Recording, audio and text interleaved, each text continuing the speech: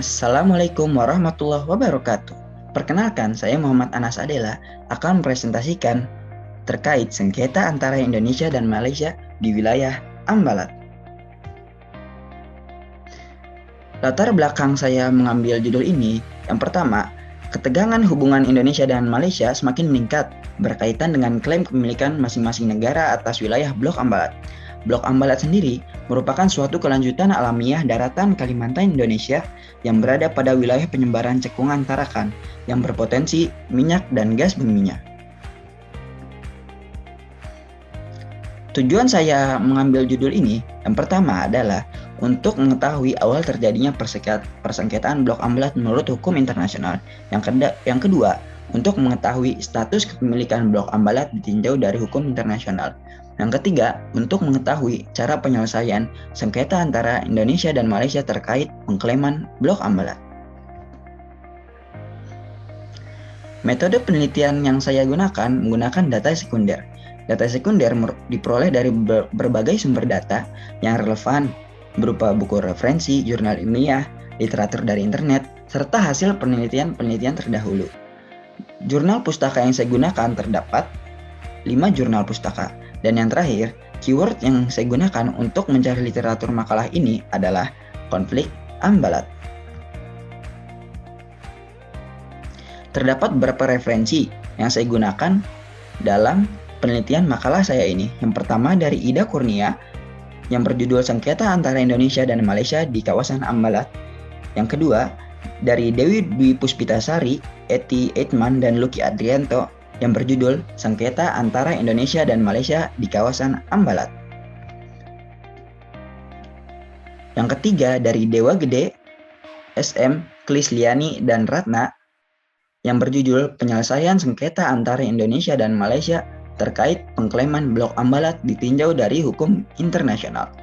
Dan yang terakhir dari Aziz Ihsan Bahtiar 2014 yang berjudul Penyelesaian Sengketa Antara Indonesia dan Malaysia di Wilayah Ambalat menurut Hukum Laut Internasional.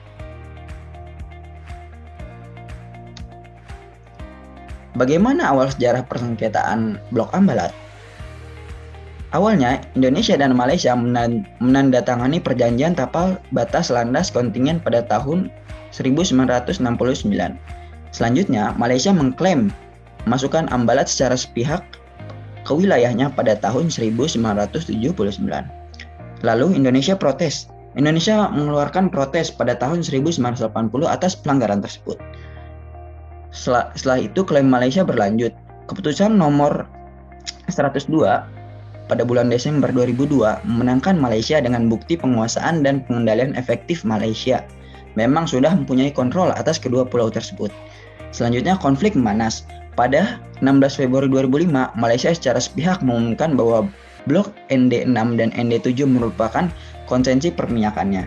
Selanjutnya, terdapat masa deeskalasi. Sejak tahun 2009, ketika kedua negara menahan diri dari serangan, pemimpin kedua negara mempunyai andil dalam timbulnya deeskalasi dari konflik Ambalat. Status kepemilikan Blok Ambalat. Berdasarkan Konvensi Hukum Laut 1982, Indonesia mempunyai hak berdaulat atas kekayaan alam dasar laut dan tanah di bawahnya, termasuk minyak dan gas sampai sejauh 200 mil dari garis-garis pangkal pantai. Ditinjau dari hukum laut internasional, Malaysia bukanlah negara kepulauan. Oleh karena itu, tidak dibenarkan menarik garis pangkal demikian sebagai penentuan batas laut wilayah dan landas kontinennya.